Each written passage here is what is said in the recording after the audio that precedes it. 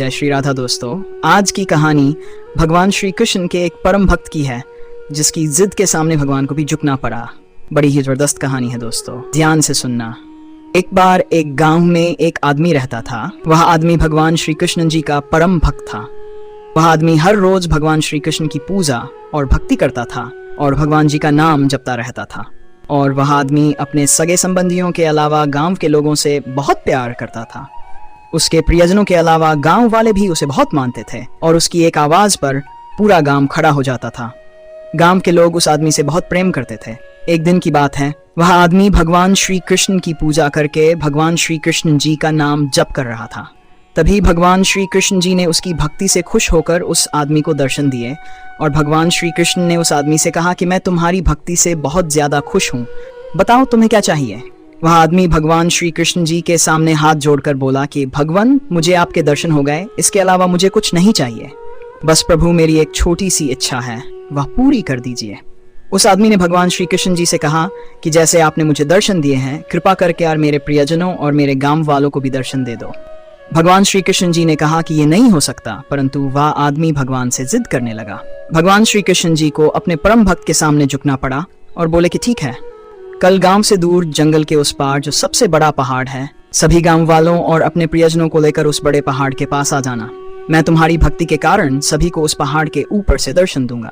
उस आदमी ने अगले दिन सभी गांव वालों और अपने परिजनों को इकट्ठा कर लिया और सभी को लेकर पहाड़ की तरफ जाने लगा।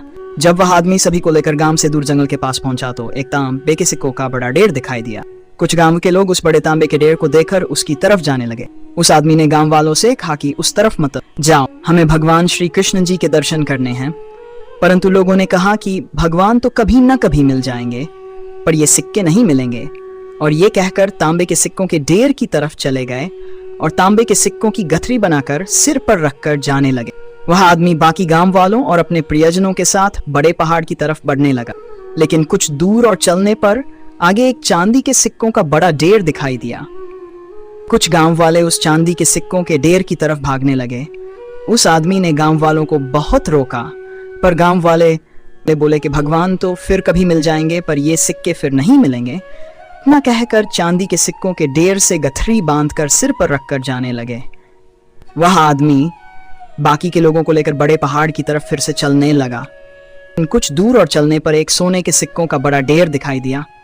बचे हुए गांव वाले और उसके परिजन सोने के सिक्कों का बड़ा ढेर देखकर सिक्कों की गठरी बनाने लगे। उस आदमी ने लोगों को बहुत रोका, परंतु सभी लोग ये बोले कि हम भगवान के दर्शन फिर कभी कर लेंगे, पहले हम इन सिक्कों को घर ले जाएंगे। उस आदमी के साथ बस उसकी पत्नी रह गई। आदमी अपनी पत्नी को लेकर बड़े पहाड़ की तरफ चल पड़ा। लेकिन कुछ दूर चलने पर आगे हीरे और मोतियों का एक ढेर दिखाई दिया। हीरों की चमक देखकर उस आदमी की पत्नी भी अपने आप को रोक नहीं पाई और वह हीरों के ढेर की तरफ चली गई। उस आदमी की पत्नी हीरों को देखकर उनकी गठरी बनाने लगी। हीरों की गठरी बनाने के लिए उसे कुछ नहीं मिला तो अपने बदन की साड़ी उतारकर उसमें हीरों को बांधने लगी। यह सब देखकर उस आदमी को बहुत दुख हुआ और वह अकेला ही बड़े पहाड़ की तरफ चल दिया। बड़े पहाड़ के पास जाकर उसने देखा कि खुद भगवान श्री कृष्ण जी उस आदमी और गांव वालों का इंतजार कर रहे थे।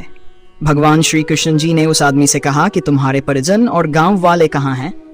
मैं कब से दर्शन देने के लिए इंतजार कर रहा हूँ। उस आदमी का सिर भगवान के सामने झुक गया और वह हाथ जोड़कर भगवान श्री कृष्ण जी से बोला कि मैं सब कुछ समझ गया भगवान। भगवान श्री कृष्ण जी उस आदमी से बोले कि जो लोग सांसारिक सुख को मुझसे ज्यादा मानते हैं, उन्हें मेरी प्राप्ति कभी नहीं होती और मैं उन्हें कभी नहीं मिलता।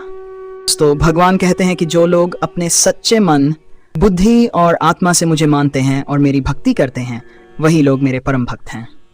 दोस्तों, अगर आप सबको हमारी यह कहानी अच्छी लगी हो तो कृपा करके चैनल दादा की कहानियां को सब्सक्राइब कर देना। तो ठीक है दोस्तों, मिलते हैं नई कहानी के साथ। राधा रानी आपको और आपके परिवार को हमेशा खुश रखें। जय श्री राधा।